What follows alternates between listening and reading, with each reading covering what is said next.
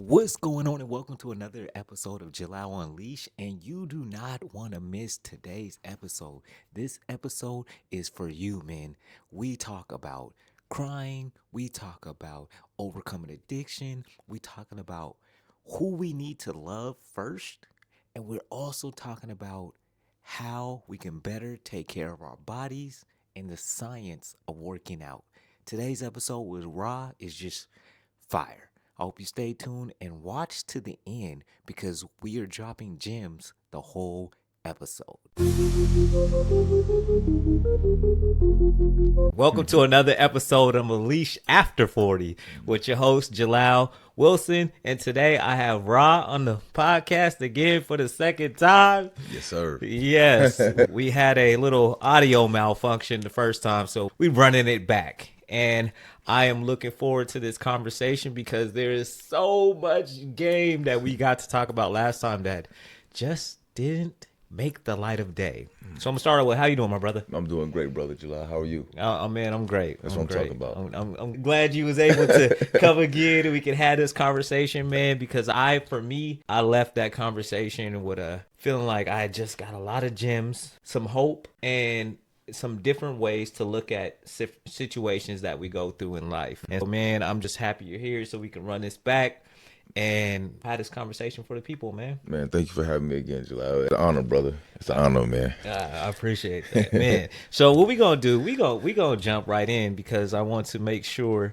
One of the things I talked about, I did a post today about being a good steward of people's time. And so I want to make sure I'm a good steward of your time today after we did the podcast, right? And I had your picture for the thumbnail. Yes. I was like, yeah. I told my wife, I was like, yeah, he looked like Pop Smoke. She was like, who's Pop Smoke? You know? I'm like, you know who Pop Smoke is. The guy that seen the photo. Like, she's like, oh, but she didn't know what he looked like. So I sent her a picture, and then I sent your picture. She's like, damn, like Pop Smoke. So it was so fun. I was like, I told you. Hey, man. Like, I probably got that maybe 3 or 4 times this week alone, man. I promise you. Got in a sneaker store, late at the grocery store. Yeah, man. Hey, that is man, you look just funny. like Pop Smoke. Yeah. My man said, bro, you got the bill, you walk like Pop Smoke. Yeah, and everything. Because I didn't even realize the build part until I looked at some of his pictures, and I was like, damn, you do got build too. That is crazy. Man, rest in paradise, Pop Smoke. Yeah, man, definitely. He was one of those ones, man. Yeah. Very gifted, brother. One of the things you mentioned in the last podcast episode was about the science working out. Absolutely. I want you to dive into what got you into working out, Okay. and how you discovered the science of working out, and what is it, and how, because I want to ask what is it so that us men watching this can learn to apply it, because when you said the concept, I really hadn't heard it, understood it at that time. So I want you to dive into that and talk to me about that. Okay. So first off, we'll say biomechanics. Basically, in a simple way, we'll put it as the way that the body works, the way that the body moves. What got me into it was a simple bet from a buddy as far as me gaining weight. I went heavy into training, and with some proper guidance and some great mentors, I started really delving into the bodybuilding portion of it, as well as the men's physique part, because it's 2 different ones. I started to somewhat get infatuated with it just because of how my body felt. Once I realized that it was more than just throwing weights around, I realized that, okay, it's all about the way you become one with the weight or with the movement. So the biggest thing is being able to use these dumbbells, use these barbells, and be able to literally turn your body, because we are clay, you're molding yourself. So what it is, you find that with certain reps, with a certain weight or certain value, with proper diet, that you literally can look in the mirror and watch yourself just transform. And I learned how important it was as far as just on the mental health aspect as well. It's very relaxing. But most importantly, it was the fact of when you do, say, a bicep curl, you take that dumbbell and you squeeze and you feel that tingle, and you're like, whoa, what is that? And you feel that blood flow. That's oxygen, that's water as well, rushing through. It's like an adrenaline rush for the muscle. And once you get addicted to what a lot of people consider the pump, which is the dopamine rush, which is a happy hormone. So it started off just from military aspect, which of course in military, physical training is mandatory. Yeah. But it got to a point where I was infatuated with it. It was love, to where I look forward to working out more than anything else throughout the day. I think that how you explained it is when we say, because I think when we go into the gym, I know me and I know a lot of men who haven't been in the gym, you just go in the gym thinking that the whole goal is just to throw around as much weight as you can. Exactly. But what we miss in that part is what you're saying. It's not just the weight. It is you're throwing wild, but are you getting the pump? Are you getting are you doing the rest part? Are you eating? Are you doing all the things?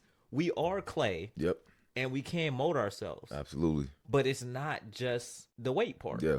And so I think we don't talk about that part enough because we always see the guy lifting heavy weights, but it's that whole process, that whole part of it. Absolutely. Most people forget how long it really takes for the body to get to a point of the wow moment. Like even with females, as far as shredding, as far as their nutritional choices, because everything is a choice. It's a process of you being able to get your body used to that volume of weight, to the strenuous exercises, for you to extend your joints and do certain maneuvers that your body is not used to. But the thing about it is our bodies and our minds are so adaptable to where it's literally magic if you really stay consistent and you have some self-discipline. I think that's the biggest key, that self-discipline, because when you say, okay, it could take up to 5 years to get it, you're going to see some transformation because like you said, our bodies are clay. So you start molding a little different, put a little different food in there, you'll start to see some results. Yep. But the discipline part is where a lot of us fall off because we say, hey, we don't see these instant results. And so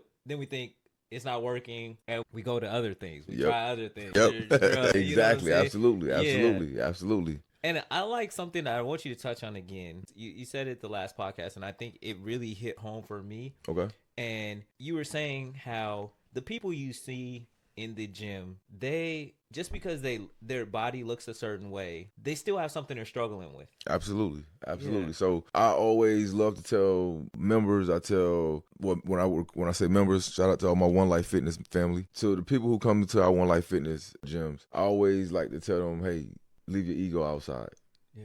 When you come here, everyone has the same goal, which is to live and to be healthy. When most people go inside of especially a popular gym, when you go inside of these gyms and you see the bodybuilders and you see these guys they look like all they do is eat weights. You have to understand that sometimes the largest guy in the room has the smallest mentality. I'm there for a reason. You go for a reason. Yeah. She goes for a reason. We all have our purpose for why we're there, but like I said, one common goal is health, longevity. It's not about that person, how much weight he's throwing up. So what if he only has 25 pounds on a barbell press for chest press? Who cares? Who cares if he's lifting 500 pounds? My biggest thing is, as long as they're doing it safely, let them do what they do. Because it's all perception. Some people may look at that guy lifting 400 pounds and say, man, he must be a football player. So he might be into sports. Then the next guy might say, oh, man, he's probably training for a bodybuilding show. Then you got that guy over there like, man, who think he is, man? He probably on steroids. Not knowing that man probably all he eats is avocado. He might be a vegan. Yeah. But guess what? He's in here. So my thing is, even with, and that's another thing I don't like in gyms either, is just standing around pointing and just staring at people. It's okay to look if you're admiring what someone is doing, if you admire what they're wearing, if they're familiar, you want to speak to them. But everybody in that gym. I think that's important because I find myself sometimes standing around looking at that. Dang, that kid's ain't even doing 3 plays. Wow. Look exactly. Around. It's easy to do, but I don't know. Like you're saying, I don't know the reason that is driving him to do that. Exactly. He may have some insecurity or something that I don't have. Exactly. So I don't have that same drive that he may have to do that. Absolutely. And when we look at people, we really don't know their stories. But yet we judge, we give our opinions. And when we just don't know. And that's just a reminder, when we're in there. Absolutely. They could be the most fit person, but you don't know what is driving them to be fit. Exactly. You know what I mean? Exactly. Motivation, because guess what? For instance, I was always slim and I was always short. I'm about 5'11" and a half now. I used to be short. You know what I mean? I was very skinny. As I matured, I always was pretty much, I had like an athletic build. I would say my fitness journey started in 2011 when we were deployed to Iraq. And that's when I shot up Brendan Dunstan.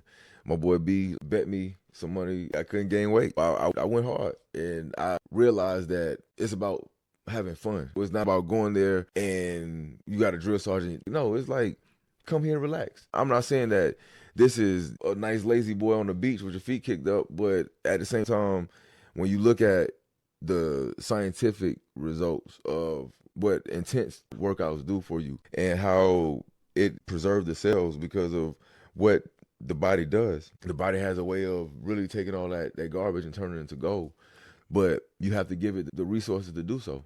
And believe it or not, that's why it's such a balance. A lot of people eat terrible, but still can go to the gym, have a good workout, and still feel great. And that's because their mind is way stronger than that junk they ate. Now, some people who mind is more on that junk when they go to the gym, those are the people who you see somewhat sitting around and they're more lazy in there because they really don't want to be there. Yeah. You have the select few who are forced to be there. Some there because their doctors prescribed them to be there, or they had some type of health scare that made them want to go. Majority of people that's in that gym, they want to be there, and they have their reason for it. Whether it's a childhood reason, whether it's an adult. I always like to list the positives and then go down to the not so positive factors of why people are in the gym. Because especially me being a team member of the gym, I sit there for hours, so I have to analyze the gym, and I play a role in make sure that the members are safe while they're there working out. Plus my military background too. But yeah. And I think all of those are interesting points because there are people there for different reasons. And it really is that it goes back to what we put in really on any level is what comes out. Absolutely. And some people can. It's almost like the people who are functional alcoholics. Everybody can't do that. I know one of the things that I've been thinking about lately that drives me is my personal desire to bench 225. Okay. It's something that I've never been able to do. I've came within 10, 15 pounds. So that drives me to go my 5 days a week, get there. Yeah. I'm doing chest 3 days a week. Absolutely. It is important to me. Now, one of the things you talked about was the intensity. So when you say intensity, is that are you talking about doing more like quick sets or short rest breaks between sets? What do you mean by intensity? So intensity be in multiple ways. My definition of intensity in the gym is the volume, the sets, the rest time, or the duration in between sets. Me personally, some people like the super set. I I wouldn't even say triple set because I do more than that.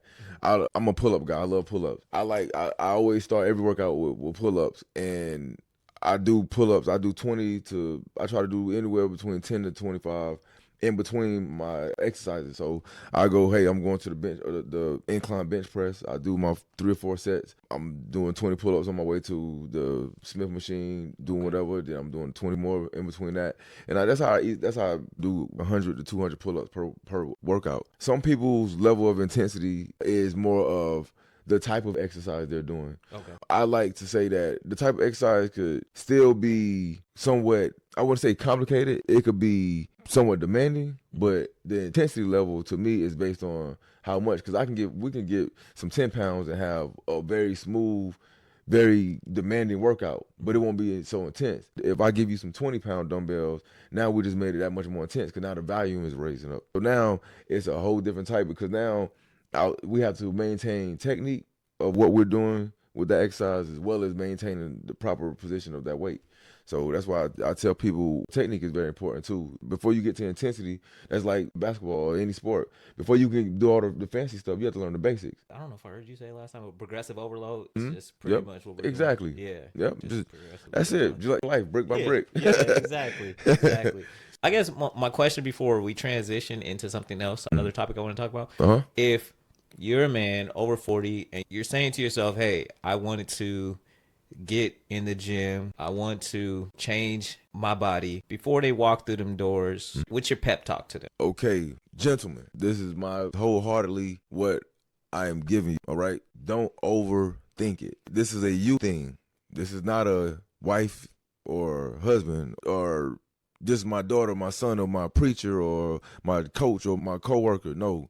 This is you have to mentally understand, forget understand. You have to mentally understand that this is your journey. People can only bring you along or physically move you or push you but so much.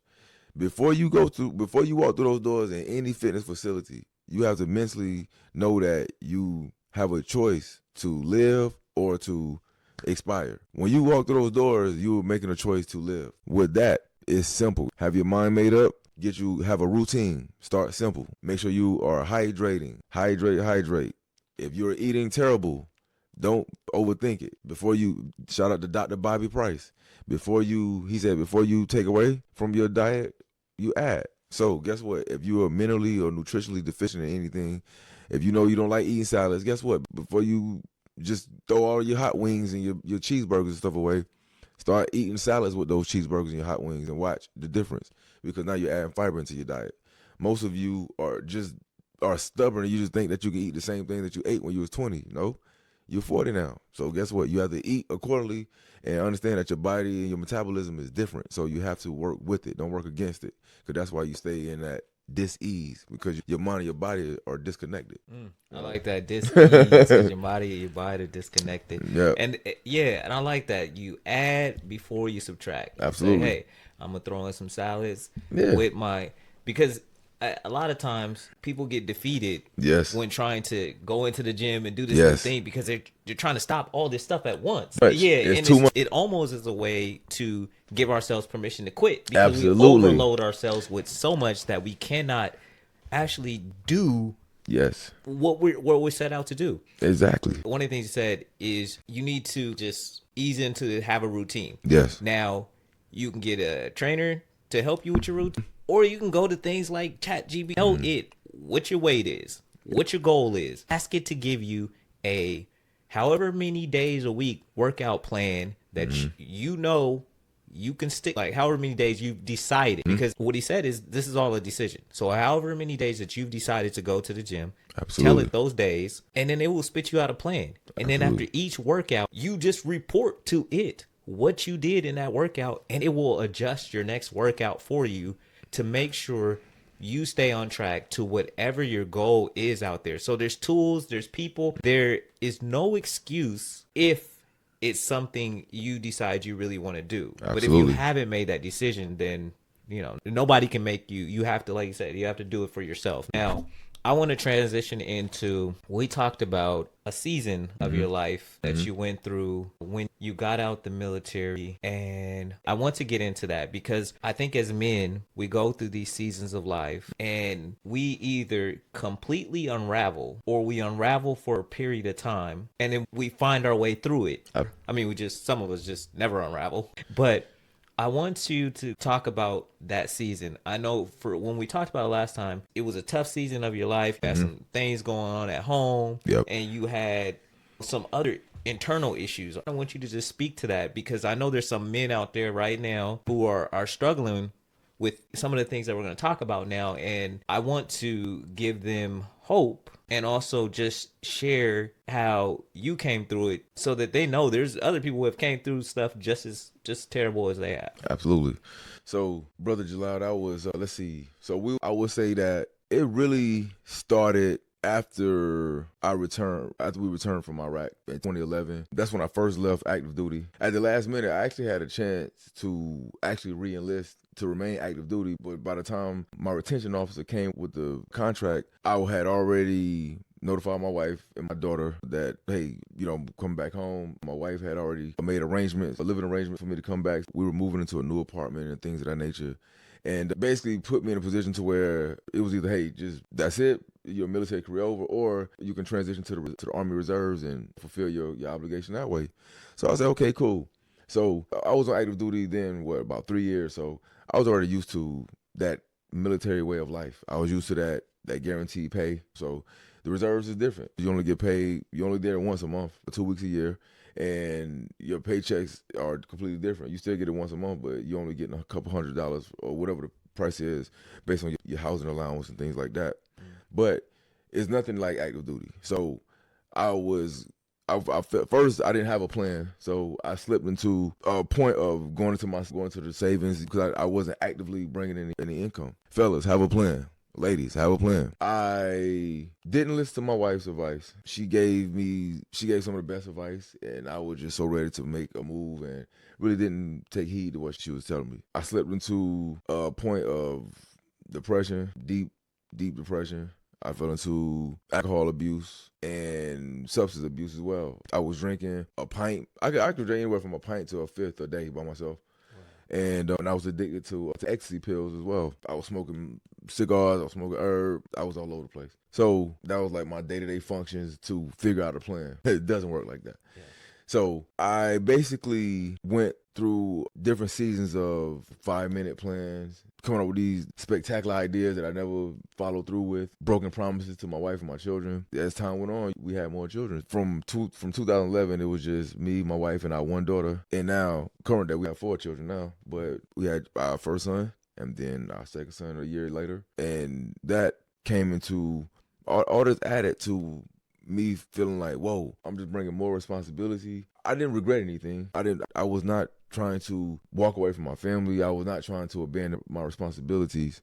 But with me being raised in a single parent home with just me, my brother, and my mom, I didn't have any successful male influence to really paint a hands-on picture. It was a lot to learn with making better choices, but I didn't know how to even lay out choices on the table. I left the military and I was like, I don't know what to do. I was like, okay, so it got to a point where I was just, I was trying to pick up a hustle here, hustle there, and it was some dark times. They call it the dark night of the soul. Is when you basically physically, mentally, and somewhat spiritually separated from something or someone. Basically, it's like when you go into a deep spiritual, I may use that term, where you come to yourself and it's like you're faced with separate yourself from something that gave you meaning or gave you position or titles. In other words, dark night of the soul happens when most people break up, people lose their jobs, people lose loved ones that physically transition. And it makes you question your life, your purpose, your day-to-day activities. I was literally just walking and running in circles. I had a close friend who told me she got a direct message from God for me. That's when it turned, man. That's when I stopped feeling sorry for myself. Okay. I know that was long, but No. Yeah. There's a couple threads I want to pull on there. Mhm. The first one is the dark night of the soul is you basically, when you left the military, you knew who you were. You knew what was expected of you. You knew what kind of income There you go. could get. Yep. All of that was laid out. You didn't have Yep. to think about that. Yep. Absolutely. And then you get the papers that say, hey, you could stay a little longer. Yep. But you'd already made this promise to your wife. Yep. And you already made this promise to your child. Yep. But hey, the easier thing would have been to say, hey, baby, they gave me the papers. It was a little late, but I'm going to go ahead and do this. You chose the path that launched you into the unknown. Yep. And the unknown, it can be scary. Absolutely. That is the hero's journey. That is Yep. the call to adventure. And at the beginning, you weren't ready for that adventure. No. And you hid yourself away from that adventure by doing the drugs, the alcohol. Yep. And when you were saying all that, it resonated with me because when we moved here almost 3 years ago, moving here was my call to adventure. But for the first 3 years, I could not accept that call. I hid myself. I didn't talk to people. I didn't do all of the things that I normally would do if I was back home. Absolutely. Something in me would not step up into the call. Yeah. It felt like coming here, I did that part. I couldn't allow myself to go further than that. Yep. And so Yep. for you, the friend tells you the message that, hey, you know what? If you don't stop doing what you're doing, you're going to die. Yep. And you were able to recognize the message. Yep. And then make a decision at that time. Yep. And it's the other thing that's amazing to me about that is how part of what you said was the pay change. Yeah. And how for so many men is tied to what we have in our wallets. That way. And we are more than that. Way more. But that is not what we generally see or feel about ourselves. Absolutely. And you really got me thinking with that. And my thing to let myself out was to look and say, hey, if I fast forward, no, actually, I know what it was. It was when I decided to go to a Tony Robbins event and I spent almost $1,000 on a ticket. I've never spent $1,000 on any type of thing like that. But the experience for me, it messed with my head in a way that I really cannot explain. Some of the things I experienced there, I really can't put into words. Wow.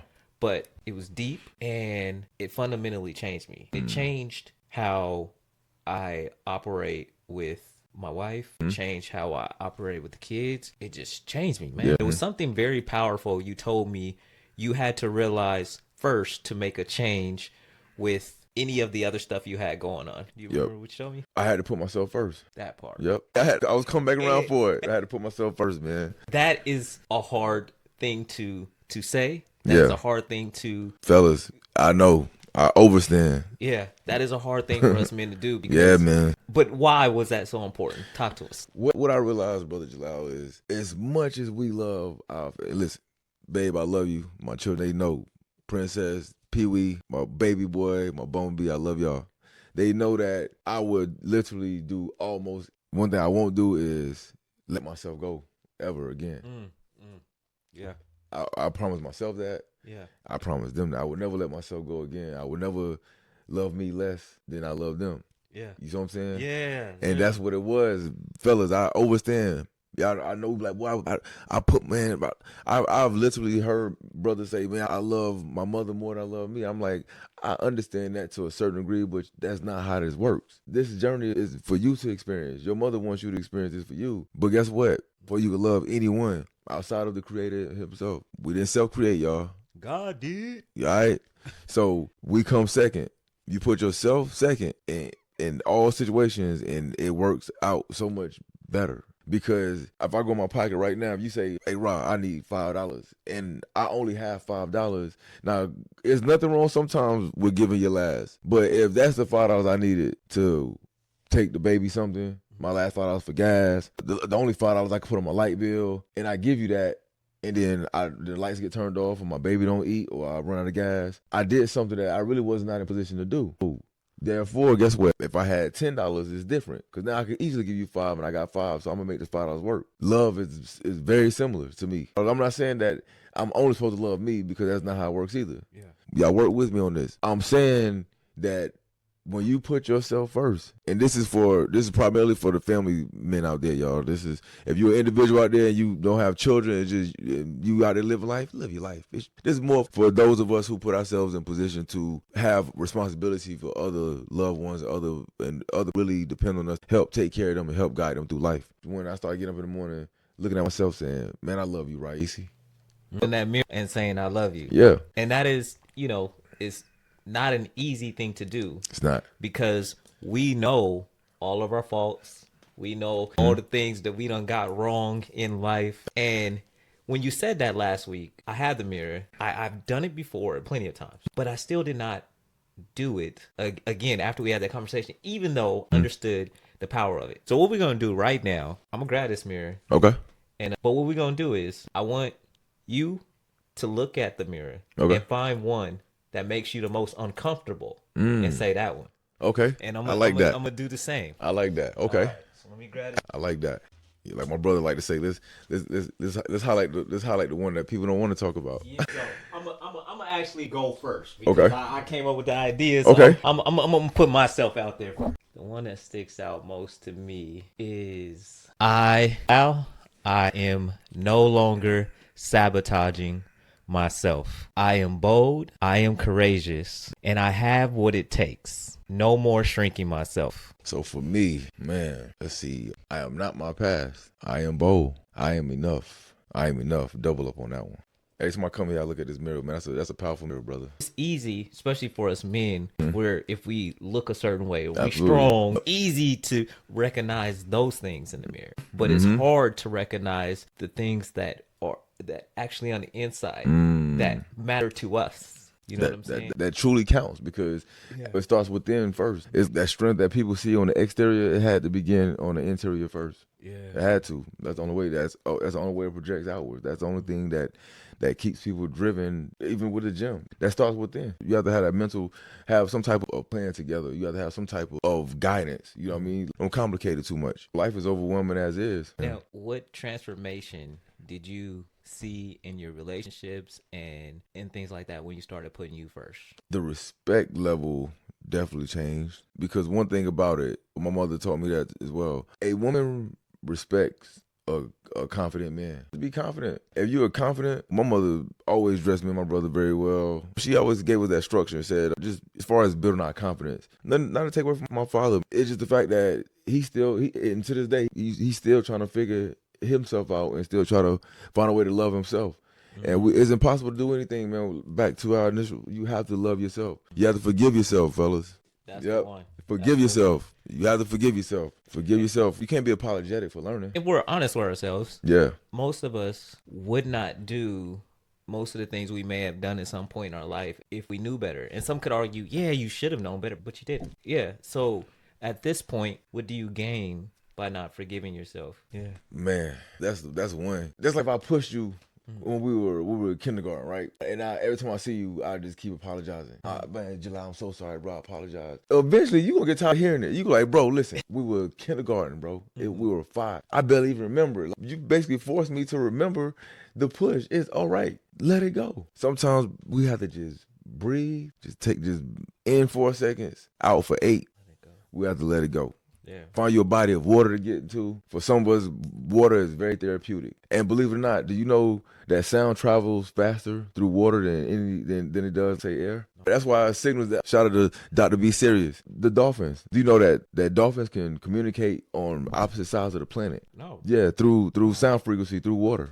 Yeah, that's why dolphins are highly intelligent. To a certain degree, they say that we are actually a form of some of those same sea creatures. I don't like to say creatures, I'll say sea entities. A dolphin they basically tap into, in general, most humans, we only tap into about 10 percentile of our mental capacity, versus how a dolphin is between 15 and 20% of theirs, and they could communicate on opposite sides of the planet. That's why the dolphins at SeaWorld and these different places where you can ride the dolphins, they know when women are pregnant, things like that. They won't take a woman for a ride because they're pregnant, because they know that there's a baby inside of them. Man, I could go on. It's amazing. Yeah, I don't think I'm part dolphin though. Yeah. Okay, swim. But you know, it's funny. I was listening to a podcast last night. Can't remember exactly who. But the topic was our fear with water. And, shout out the Radiohead Rich, Black Magic 363. Brother Q Reeves. Q was explaining how, like, possibly in like our past life, that it had something to do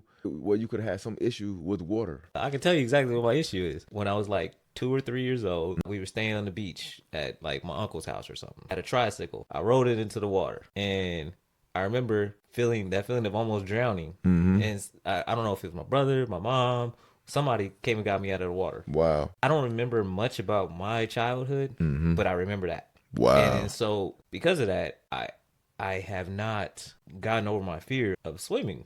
I want to swim, Yeah. but I'm just not there yet. And maybe that should be my thing for this year, to get over that, because I want to do it. You know what I'm saying? But absolutely, that was my moment. Yeah.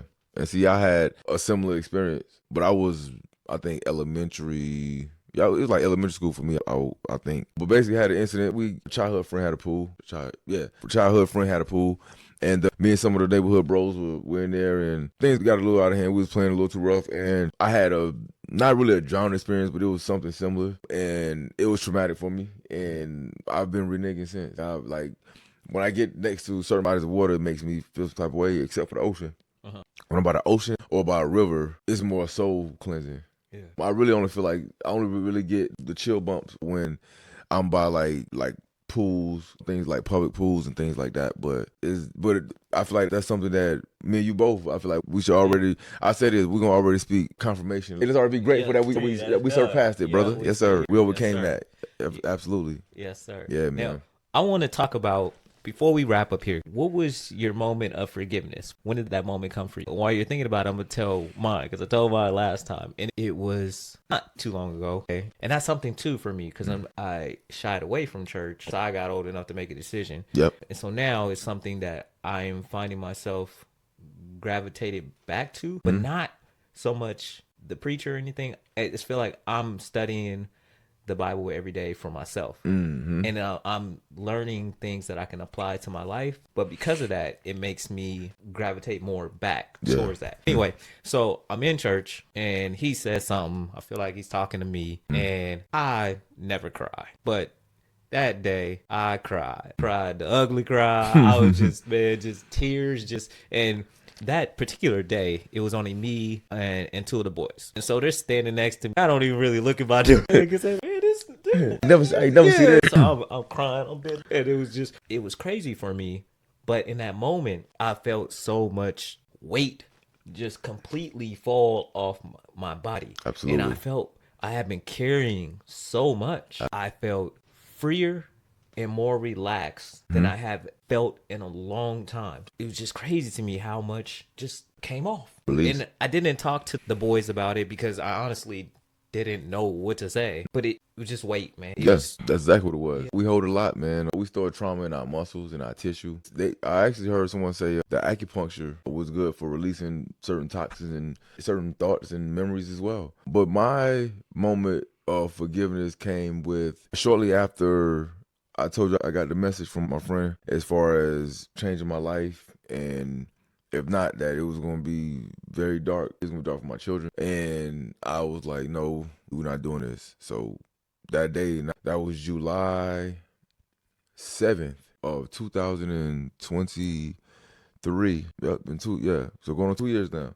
I never took another drug since. As far as drinking goes, when I say a social drinker, I'm a social drinker, bro. If me and you used to go to a function right now and they had drinks or whatever, I don't take shots anymore. You know what I mean? I'm probably good for 1, maybe 2 drinks, and after that, I'm done. You know what I mean? If that, me and the wife, we get our wine sipping on. But other than that, I left it alone. But anyway, I went. That was probably the next day. Within that week, I went to a riverfront park, and I went out there and I was talking to God. I was speaking to my ancestors. I was speaking to all of my peers, my military family, people I went to school with, neighbors, anyone who I said or did anything to knowingly or unknowingly that caused any type of discomfort, any type of pain, any type of financial loss. You know what I mean? I've had people who have loaned me cars and things like that, and I didn't take care of it, things like that. And I'm just being real, y'all. I'm just giving y'all some of these real life factors that I'm sure somebody out there is, whoa, I'm going through the same thing. No matter how much money you borrowed, no matter how many times you told them you was coming or how many times it's all right. It's about moving on and doing better. So the biggest thing, I asked for forgiveness. I asked them spiritually for forgiveness, and then after that, I already knew they forgave me. Then I started thinking of forgiveness, and I was just running and crying. I was running and I was crying and I was breathing.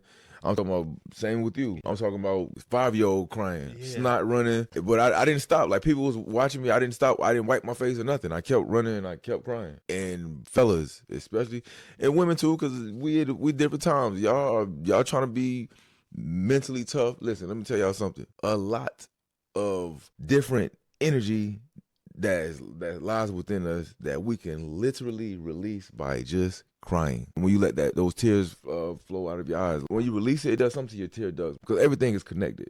That's why there's no way that man can sit here and say anything outside of our wonderful creator. When you look at how our bodies, how we're constructed, like we were literally magic. If you look at how the body, how everything connects, and how simple things could be, how nature can cure you, how go outside and hug a tree or walk out or grind yourself, go out barefooted. And if y'all haven't seen Brother Jalal's episode on hugging a tree, please, you got to see that. That's a real deal episode. And what it is, I think Dr. Yaqui Raphael Elohim taught me this. We know him as Yaqui. I want to say that he said that hugging a tree is equivalent to grounding barefooted, but it basically is like the earth horizontally standing up. But you look at and believe it or not, do research on this. The downloads you get from being able to touch certain trees know it all. Like they're there. And look at how long it takes for a tree's roots to get grounded. And look at, I forgot exactly where at geographically, but look at some of these places where these trees actually move. And they will actually uproot themselves and move to where the soil is more fertile for more growth. And then they would like, come on, man. Dude, I saw it with my own eyes. I was like, what? And then even with plants, look at how plants can tell you what color you're wearing. That's crazy. Yeah, dude, it's a video out about that. Yeah, plants can tell you, like plants move to different types of music. It's amazing. It's amazing, man. Nature's beautiful. Get back out in nature, y'all. Take your children back out there. We spend too much time with with the blue lights and the PS5s, and it is okay. I'm not saying that stuff I'm not wanting to tell you what's good or bad, all right? But I will say, forgive yourself, get back out of nature, and breathe more. We don't breathe enough. Most things happen within 3 to 5 seconds, especially when you talk about violent things, and most things that when we snap and stuff like that, it comes from just the blockage. No oxygen, no blood, and no water flows. You know what I mean? People just take simple steps, man, but it starts with self, man. It starts with you. I hope you guys really took something away from this, and I'm trying to wrap it as best. One of the things we talked about today is for men, if you're going to get in the gym, start simple. Don't try to make these overhauling changes all at once. You also need to remember that you are more than what you have financially. And to love your family and to love others, it all starts with self. If you cannot love yourself, how do you have an image of what love looks like for someone else? So we have to start there. And then as we're starting there, we discover these other things about us. We basically accept the call to adventure where you're going to discover stuff about you that you're going to have to forgive yourself for, that you're going to have to strip away to get to that version of who you know you can be. And all of us men, all people, we go on this journey. And when you need to cry, let it out. There is nothing wrong. It does not make you less manly if you cry. I really hate the term masculine, feminine, because we're all a mixture of both. We all have both. Just we're human. We're human having a human experience, and at times we're lost on our journey. And for us men, instead of staying lost, we have to, step back, forgive ourselves. When you're going through life, you're looking at people, you don't know what's driving them. You don't know what their story is. So stop comparing yourself to others and fight your fight. Walk your walk. And there are these different things that we go through, as Ra talked about. When you know what season you're in, if you're in the season where you have, maybe you're just coming out of a relationship, separation, military, whatever, understand that's the season you're in. And then give yourself permission, because sometimes we don't give ourselves permission to realize that this is trauma. This does affect us. Instead, we try to just keep going like it doesn't matter. When in reality, it mattered a lot. It mattered a whole lot. Yes, sir. And so I just hope you guys take this message and get you a mirror. Tell yourself you love you. You love yourself, because you need to love yourself. I want you to love yourself. If you love yourself, you'll do better for yourself and those who are tied to you. And I had to figure this out too. We're all going on this journey. Like I said, I'm just now in year 3 starting to feel comfortable putting myself out there. That's how I met him. I went up to and talked to him, but that is not something I was doing. It's a journey, man. And maintain mental health, y'all. Please make sure that you look in the mirror and ask yourself, you okay? You doing all right today? You'd be surprised that you will speak to you at times. Because we have many forms of us in all different type of dimensions. We're not going that deep.